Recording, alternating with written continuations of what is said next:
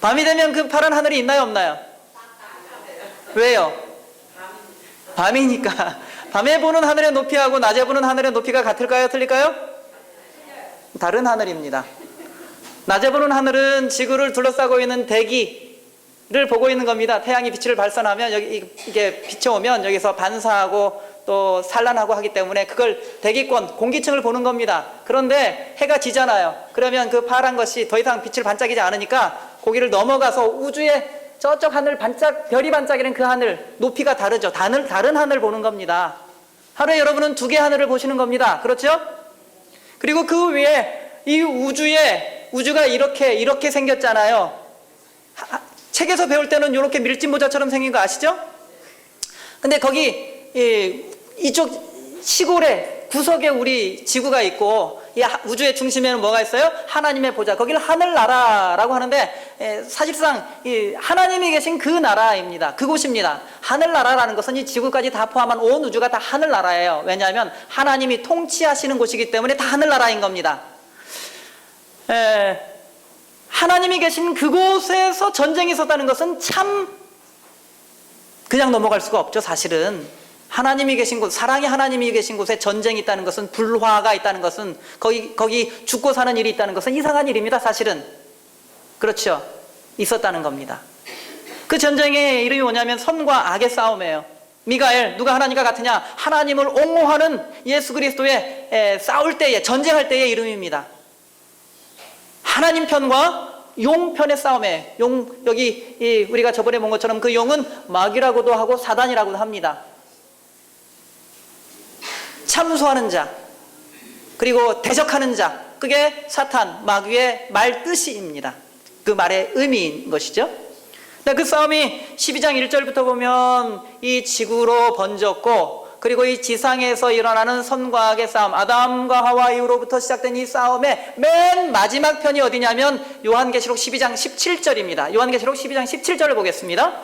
여기 17절을 보시면 대단히 중요한 절입니다. 17절 한 절밖에 없지만 여기는 말할 수 없이 많은 내용들이 담겨져 있는 겁니다. 오늘 다 이야기할 수 없습니다. 자, 그런데 요한계시록 12장 17절을 보시면 용이 여자에게 분노하여 돌아가서, 용이 여자는 뭘 상징하고 있습니까? 교회를 상징하는 겁니다. 하나님의 백성들 상징하는 거예요. 그러니까 진실하게 하나님을 믿는 사람들입니다. 그렇죠? 하나님의 백성들에게 마귀가 분노했다는 거예요. 어느 만큼 분노했을까요? 얼마나 분노했을까요? 조금? 죽이고 싶을 정도로 어디에 있어요, 성경에? 더불어 싸울세. 거기도 나와 있지만 13장에 보십시오. 13장 15절에 보면 짐승의 우상에게 경배하지 아니하는 자는 몇이든지 다 죽이게 하더라. 다 죽이려고 했어요. 죽일 만큼 분노한 겁니다. 그렇죠? 마귀가 교회에 대하여 분노하기를 어떻게 분노했느냐면 죽이고 싶은 심정으로 분노한 거예요. 그래서 실제로 죽이기도 하는 겁니다. 교회 역사에 보면, 인류의 역사에 보면 하나님의 백성들을 핍박할 때 죽였잖아요. 고문하고. 아주 잔혹하게 잔인하게 죽였습니다. 그렇죠? 그건 역사가 증명하는 것이죠. 자, 그래서 용이 여자에게 죽일 듯이 분노하여, 그게 맞는 이야기예요. 분노하여 돌아가서 그 여자의 남은 자손, 이걸 정확하게 번역하면 그 여자의 자손의 남은 자들입니다. 그 여자의 남은 자손을 바꾸면 자손의 남은 자죠. 이게 조금 더 정확한 번역이에요. 그 여자의 자손의 남은 자들. 그 여자의 자손은 다른 말로 하면 씨입니다. 그 여자의 씨, 후손. 창세기 3장 15절에서는 후손이라는 말이 나오죠. 그 여자의 후손의 남은 자들이에요. 그 여자의 후손, 그 여자의 씨, 그 여자의 자손 누굽니까? 예수 그리스도예요. 예수님께서 죽으시고 부활하시고 승천하셨지 않습니까? 그래서 교회만 남았어요. 그래서 남은 자들이라고 한 겁니다. 남은 무리예요. 근데 그 역사에서 맨 마지막에 남은 무리가 누굽니까? 그 남은 무리들의 특징이 있는데 그게 무엇이냐 하면 곧 하나님의 계명을 지키며예요. 율법입니다. 예수의 증거를 가진 자가 그 남은 자들의 특징이에요. 이 남은 자들, 하나님의 계명을 지키며 예수의 증거를 가진 자들이 세상을 향하여 공식적인 명칭은 무엇이냐면 제7일 안식일 예수 재림 교인들입니다. 여기 성경적인 또 다른 용어로 말하면 엘리야입니다. 엘리야들이라고 이야기할 수 있습니다. 여기 요한계시록 14장에 나오는 새 천사에 기별할 때 그 천사들입니다. 새 천사들이 막 날아가면서 기별을 전하잖아요. 그 천사는 다 누구예요? 하늘의 천사 아닙니다. 어떤 천사예요? 말씀을 전하는 인간 천사들입니다. 남은 자들입니다. 그래서 남은 무리들에 대한 명칭이 용어가 그렇게 정리가 되는 것이죠. 자, 그런데 여기 계명을 지키며 예수의 증거를 가진 자, 계명, 증거, 계명과 증거, 율법과 증거, 율법과 선지자들의 증거.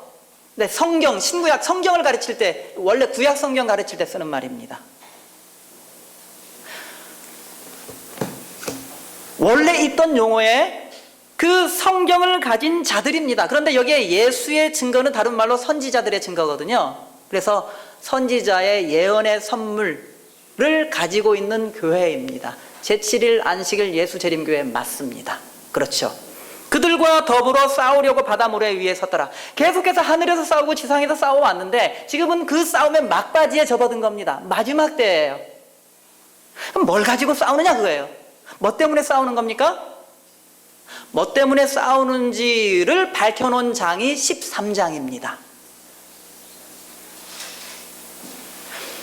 요한계시록 13장에는 용, 마귀가 나오고 바다에서 나오는 짐승 그리고 땅에서 나오는 짐승 이렇게 두 가지 짐승이 있습니다. 용은 1차적으로 마귀를 가리키면서 2차적으로 나타날 때는 제국 로마 혹은 이교 로마라고 해요. 로마 황제들이 다스리던 그 로마입니다. 그런데 여기 바다에서 나온 짐승은 이교 로마가 지난 다음에 그러니까 이 소로마 제국이 멸망하면서 소로마 제국이 가지고 있던 왕권, 권위, 통치력, 통치권 이걸 다 이 종교적인 그 지도권 그걸 다 누가 가졌냐 하면 교황권이 갖게 돼요. 그래서 우리가 공부한 바로는 뭐냐면 바다에서 나온 짐승은 교황 로마, 법왕 로마를 가리키는 말입니다. 아셨죠? 어렵지 않죠? 이렇게 대답을 안 하시면 봐야 되겠네요. 요한계시록 13장 1절로 보십시오. 대단히 중요한 말씀을 드리는데 이건 여러분이 알아야 되는 거예요. 우리가 기본적으로 알아야 되는 말씀입니다. 지금 제가 여러분에게 현미밥을 막 드리니까 그 현미밥을 어떻게 해서든지 맛있게 드리고 싶은데 여러분 잘 들으셔야 돼요. 자, 내가 보니 바다에서 한 짐승이 나오는데 1절 보이십니까? 뿔이 열이요 머리가 일곱이라 그 뿔에는 면류관이 있고 그 머리들에는 참남된 이름들. 참남되다라는 말은 신성모독하다 그런 뜻입니다. 비방하다, 욕설하다, 욕하다 그런 뜻이에요. 그러니까 용은 이 마귀는 하나님을 향하여 막 욕해요. 그러니까 비방한다, 신성 모독한다, 하나님을 모독한단 말입니다. 이게 참남된 이름들 혹은 회방하다라는 그 언어와 용어와 같은 말들이 조금 이따 나오죠. 내가 본 짐승은 표범과 비슷하고 2절입니다. 그 발은 곰의 발 같고 그 입은 사자의 입 같은데 용이 자기의 능력과 보좌와 큰 권세를 그에게 주었더라. 그래서 1절에 나와 있는 바다에서 올라온 짐승에게 용이 능력도 주고 보좌도 주고 권세도 줘요. 그러니까 제국 로마의 모든 것, 용이 가지고 있던 모든 것을 다 교황 로마에 다 이관을 합니다. 그래서 아주 힘있는 왕이 되는 거예요. 누가요? 교황권이 그렇다는 얘기입니다. 교황 로마가 그렇다는 얘기죠. 4절 보십시오. 용이 짐승에게 권세를 주므로 용에게 경배하여, 마귀에게 경배하도록, 짐승에게 경배하여 그 법왕 로마, 이교 로마에 경배하도록 만드는 거예요. 원래 경배는 함부로 하면 됩니까? 안 됩니까? 계명 위반입니다. 첫째 계명 위반입니다. 너는 나 외에 다른 신을 내게 있게 말지니라. 첫째 계명 위반이에요. 자, 5절 6절 보십시오. 또 짐승이 큰 말과 참남된 말, 여기 참남되다라는 말이 또 나오죠. 비방하는 거예요. 모독하는 겁니다. 하는 입을 받고 또 42달 일할 권세를 받으니라. 짐승이 입을 벌려 하나님을 향하여 회방하되, 하나님을 향하여 모독하고, 하나님을 향하여 중상하고, 하나님을 향하여 욕설을 퍼붓는 자 누굽니까? 이게 이 바다에서 온 짐승이에요. 셋째 계명 뭐죠? 하나님의 이름을 망령되이 일컫지 말라예요. 신성 모독하지 말라 그겁니다. 여호와의 이름을 헛되게 거론하지 말라. 이게 공동 번역이 번역하고 있는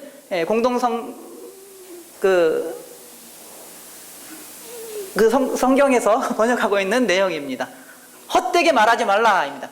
첫째 계명과 셋째 계명을 대적하고 있죠.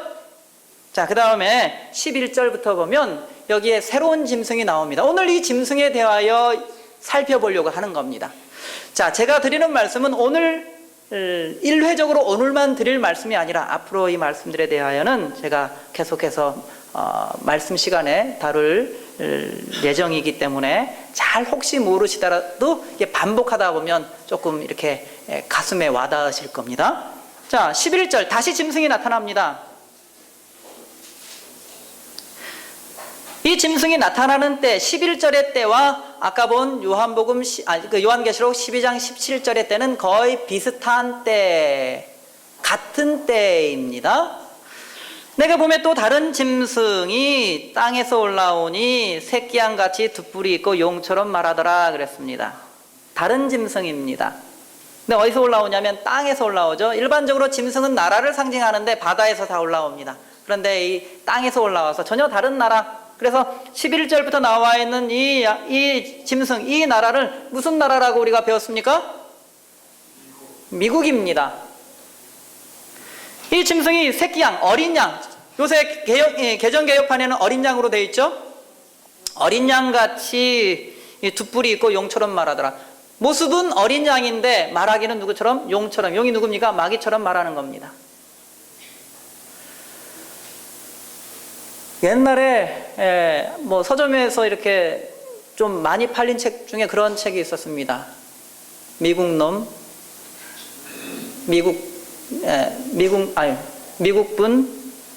미국인, 미국놈. 미국분이었는데 전 미국분들이 많이 바뀌었다 이거예요. 근데 요번에 그 대통령 선거할 때 보니까 남이 나라 일인데 자꾸 신경질이 나더라고요. 이쪽이 미국이나 필리핀도 뭔가 좋은 일을 하려고 하는데 이게 너무 폭력적이에요. 그렇죠? 뭔가 맞지가 않는 겁니다. 이 미국에서 일어나는 이 대통령도 조금 더 예의 바르게 말했으면 좋을 텐데, 약간 더 건전하게 말하면 좋을 텐데, 약간 더 그 백성들을 올바르게 지도했으면 좋을 텐데, 그런데 그렇게 잘 안 하니까 멀리 있는 나라인데도 괜히 신경이 많이 쓰였습니다. 사실 그러한 사람이 대통령이 될 줄은 저는 개인적으로는 좀 이런 사람이 대통령이 될까라는 생각을 했는데 됐어요. 어린 양같이 두 뿔이 있고 어린 양의 모습인데 어떻게 말하기 시작하냐면 용처럼 말하기 시작하는 겁니다. 어쩌면 지금 우리가 지금 이례적으로 지금만 그렇고 다음 대통령은 안 그럴지 알 수는 없으나, 그런데 이러한 일에 대하여는 우리가 조용히 성경에 있는 말씀과 미국에서 일어나는 일을 비교해 볼 필요가 있습니다. 그러나 너무 급하게 막 다른 이야기들, 막 미국에서 들어오는 이야기들 귀를 기울이지 마십시오. 성경을 볼 때이지 그쪽에 귀를 기울일 때는 아니라는 말씀입니다. 성경으로 판단해야 되겠죠? 자, 그런데 여기 이 미국이라는 이 나라, 어린 양처럼 올라온 이 나라가 하는 일이 어떤 일들이냐 하면 12절, 저가 먼저 나온 짐승의 모든 곳에, 먼저 나온 짐승은 바다에서 올라온 짐승입니다. 법왕 로마죠. 모든 권세를 그 앞에서 행하고 땅과 땅에 거하는 자들로 처음 짐승에게 경배하게 하니 곧 죽게 되었던 상처가 나은지라. 교황 로마가 맞다고 여기 다시 한번 확인해 주고 있습니다. 죽은 상처가 나은 자죠. 다 죽게 되었다가 상처가 나은 거예요. 13절, 큰 이적을 행하되 심지어 사람들 앞에서 불이 하늘로부터 땅에 내려오게 하고 심상치가 않죠. 14절 보십시오. 짐승 앞에서 받은 바 이적을 행함으로 땅에 거하는 자들을 미혹하며 땅에 거하는 자들에게 이르기를 칼에 상하였다가 살아난 짐승, 교환권입니다. 그를 위하여 뭘 만들라? 우상을 만들라입니다. 우상이라는 말은 무슨 뜻이죠? 우상의 다른 말은 뭐냐면 형상입니다. 짐승의 형상을 만들고 경배하라 그거예요.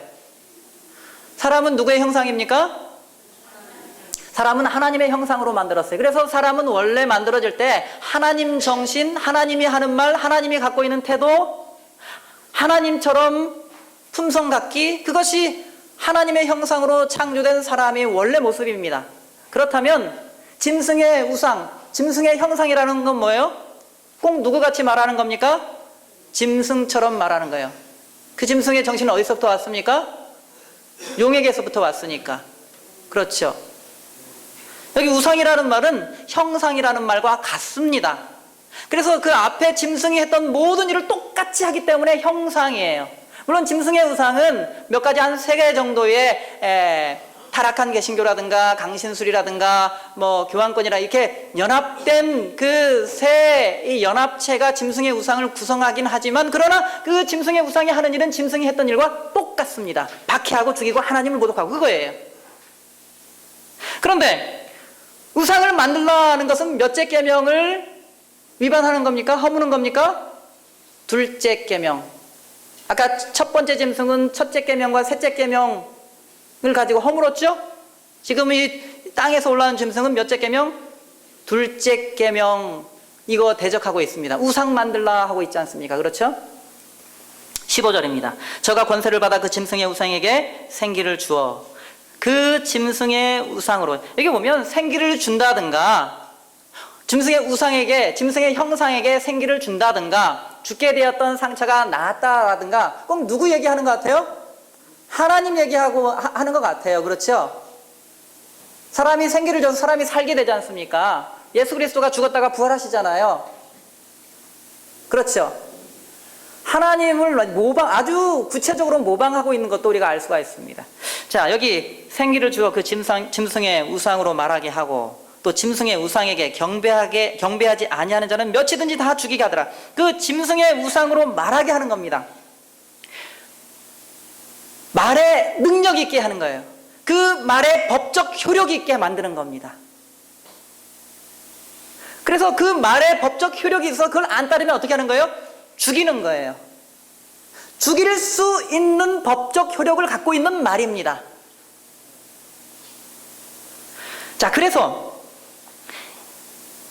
짐승의 우상의 말을 따르지 아니하면 다 죽이게 하는데 그 배우가 누구냐면 이 둘째 짐승이에요. 그렇죠. 저가 모든 자, 곧 작은 자나 큰 자나 부자나 빈궁한 자나 자유한 자나 종들로 그 오른손에나 이마에 표를 받게 하고, 오른손에 이마에 표를 받고, 14장에 처음 시작할 때 하나님의 표를 받는 사람, 이마에 표를 받죠. 하나님의 이름이 거기에 어린 양의 이름이 있지 않습니까? 누구에게 속했나 하는 겁니다. 저희 할아버지 댁에, 제주도니까 할아버지 댁에 뭐가 있었을까요? 말이 있었어요. 말을 이렇게 키우거든요. 그러면 말이 집에만 있는 게 아닙니다. 저쪽 남의 동네까지 몇 킬로를 이렇게 걸어갔다가 찾을 수가 없잖아요. 그러니까 여기다가 뭘 찍는 거예요? 무슨 인? 동물에 찍는 걸 낙인이라고 하지 않습니까? 낙인을 딱 찍어요. 저희 할아버지네는 O라고 적혀 있었어요. 이쪽 엉덩이 쪽에.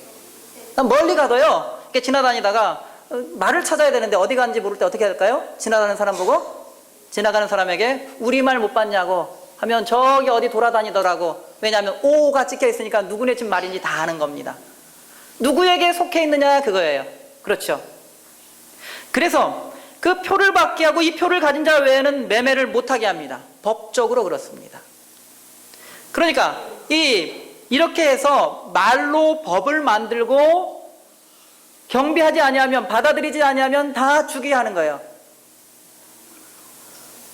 넷째 계명을 그대로 모방해서 여기에 이렇게 이 하나님의 백성들을 박해하는 수단으로 쓰이는 것이 분명합니다. 그래서 둘째 계명과 넷째 계명을 허무는 일을 누가 하는 거냐면 두 번째 짐승, 땅에서 올라온 짐승이 매우 적극적으로 이 일을 행한다는 사실을 알 수가 있습니다. 그래서 우리가 이 트럼프가 되면서 정말 저 사람만 그런 건지, 앞으로 그 나라가 그렇게 변해가야 되는 건지 유심히 살펴봐야 될 필요가 있다는 것입니다. 종교적으로 어떠한 자세를 취하는지, 정치와 종교가 어떻게 연합해 가는지, 거기에 이 여론 그리고 다른 종교적인 이 세력들은 어떻게 거기에 그 위치를 찾아가는지를 우리가 살펴보아야 할 필요가 있다라는 것입니다. 그런데 여기 어린 양같이 돛불 있는 짐승이 용처럼 말한다라는 것은, 그거는 다시 반복한다는 것이지 않습니까? 용이 이미 말해놓은 게 있어요. 하나님을 모독하는 말. 그렇죠. 그래서 다시 역사가 다시 반복하는 겁니다. 어떻게 반복하느냐 하면 출애굽기 32장은 아주 짧은 시간에 이 역사가 이미 과거에 있었다는 것을 우리에게 보여주고 있습니다. 이렇게 해서 그러니까 요한계시록 13장 11절 이하에 있는 어린 양처럼 나타난 그 짐승이 하나님을 대적하던 그 일이 구체적으로 나타난 예가 출애굽기 32장입니다. 출애굽기 32장을 한번 펴보시기 바랍니다. 출애굽기 32장입니다. 모세가 율법을 받으러 시내산에 올라갔을 때 이야기예요. 올라갔는데 오래 올라가 있으니까 아래에 있는 사람들이 견디질 못하는 거예요. 하나님은 보여요, 안 보여요? 안 보이는 신입니다. 그래서 하나님께서 보이는 모세, 지도자 모세를 통하여 모든 200만이 넘는 사람들이 모세를 볼 수 있도록, 그리고 낮에는 구름기둥, 밤에는 불기둥으로 볼 수 있는 그런 표식을 주셨어요. 하나님이 보이지 않기 때문에 사람이 보이지 않는 분을 믿기가 너무 어려운 거 아니겠습니까? 그래서 보이도록 해놨어요. 그런데 그 보이던 지도자가 산으로 올라간 겁니다. 안 보이는 거예요. 그래서 머릿속으로 생각하기 시작한 겁니다. 답답해지기 시작했어요. 더 기다려야 되나? 말아야 되나? 우리 이렇게 죽을 고생해가지고 넘어왔는데 어떻게 하지? 우리 가라가 한 곳으로 우리 가야 되는 거 아니야? 아니, 돌아갈까? 생각이 많았어요. 그 중에 여기 32장 1절부터 보겠습니다. 백성이 모세가 산에서 내려오미 더딤을 보고 모여 아론에게 이르되 가로되 일어나라, 우리를 인도할 신을 우리를 위하여 만들라. 신을 만들라는 거예요. 이 모세 곧 우리를 애굽 땅에서 인도하여 낸 사람은 어찌 되었는지 알지 못함이니라. 신을 만들어 달라 그랬습니다. 2절 아론이 그들에게 이르되 너희 아내와 자녀의 귀의 금고리를 빼어 내게로 가져오라.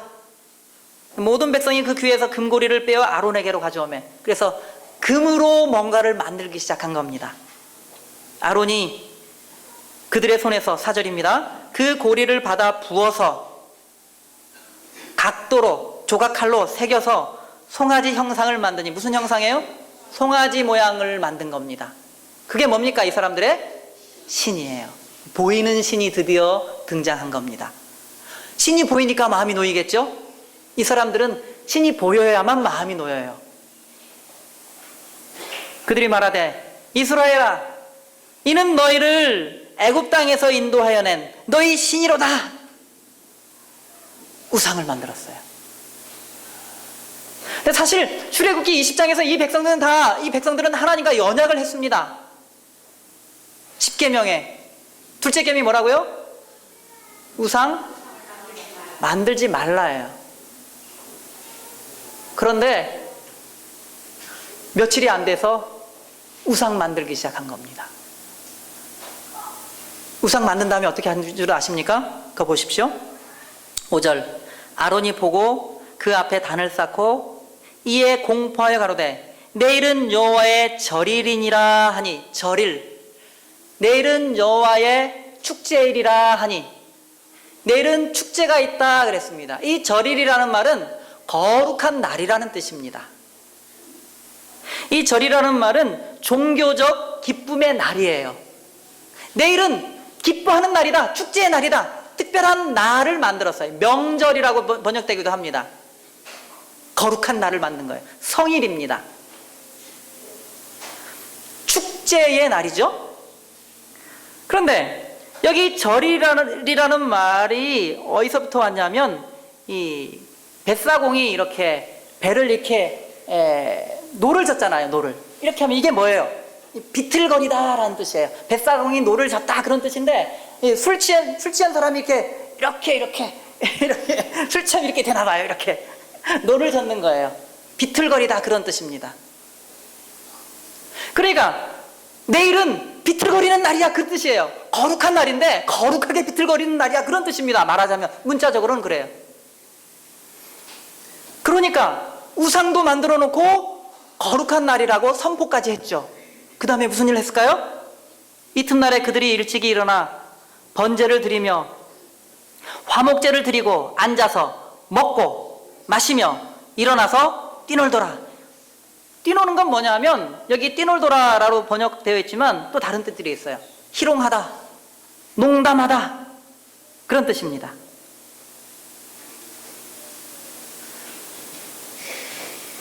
악기를 이렇게 연주하면서 즐거워하다 그거예요. 농담도 하고 아주 즐거운 날이에요. 비틀거리 많이 먹고 마시면서 이게 비틀거리면서 이게 그들이 만든 신을 경배하는 모습이었습니다. 왜 하나님은 우상을 만들지 말라고 그랬을까요? 송아지를 믿는 사람들은 송아지보다 높아질 수 없습니다. 왜냐하면 그들이 추앙하는 게 가장 높은 신이 송아지이기 때문에 송아지보다 높은 존재가 될 수는 없습니다. 항상 그 존재의 가치는 송아지보다 낮을 수밖에 없어요. 생각하는 것도 송아지보다 낮을 수밖에 없고 행동하는 것도 말하는 것도 송아지보다 낮을 수밖에 없습니다. 하나님께서는 그런 제한을 두지 않으셨어요. 우상을 만들지 못하게 했습니다. 하나님은 높으시기 때문에 사람의 표준은 하나님이 우리에게 거는 기대도 아주 높기도 하고 하나님의 백성들에 대한 하나님의 표준이 매우 높습니다.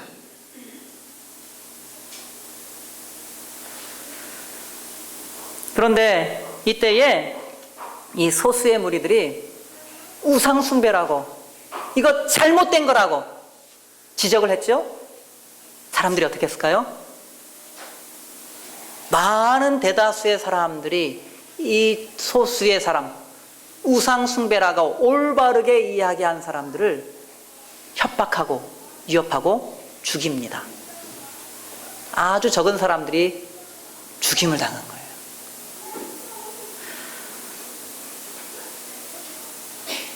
어떠한 것인지 어떤 것이 틀린 것인지 옳은 것인지 알 수 없지만 요번에 우리 가장 높으신 분이 그 높으신 지위에서 내려올 수밖에 없었는데 그 판단은 우리 각자가 하시면 됩니다. 그런데 많은 사람들이 제가 볼 땐 그렇습니다. 어떤 사람들은 질서가 있고 거기에 즐거움도 있고 어떤 사람들은 견딜 수 없어서 예의가 없기도 하고 어떤 사람들은 분노를 표현하기도 하고 그러면서 어떤 사람들은 죽기도 하고 어떤 사람은 죽기를 불사하기도 하고 무엇이 맞는지는 여러분께서 판단해 보시기 바랍니다. 그러나 중요한 것은 무엇이냐면 여기에 있는 이 말씀을 보면 많은 대다수의 사람들 신을 만들어서 애국으로 돌아가자고 했던 사람들이 소수에 대하여는 귀를 막고 있었습니다. 소수의 인권 그런 것들은 크게 염두에 두질 않았어요. 조금 못난 사람들에 대한 인권 그것은 그 사람들의 안중에 없었습니다. 조금 낮은 사람들 그리고 올바르게 이야기하는 사람들 그런 사람들은 그들에게 중요한 게 아니었어요. 없어도 그만인 사람들이라고 생각했습니다. 그러나 많은 사람들이 그러한 일을 저질렀을지라도 그렇다고 해서 많은 사람들이 늘 옳은 것은 아닙니다. 가장 올바른 판단은 어디에 있느냐면 하나님께 있는 것입니다. 하나님이 우리의 사고의 표준이고 우리의 행위의 표준이에요. 하나님께서는 여기에 이 사람들이 우상을 만들고 거룩한 날을 지정하고 거기서 즐기고 마시고 농담하고 하는 것들을 하나님께서 인정하지 않으셨습니다. 왜냐하면 시내산 정상에서 모세에게 하나님께서 율법을 주시고 가르치고 있는 동안에, 그런데 이 아래에 있는 백성들을 장악한 이는 마귀였습니다.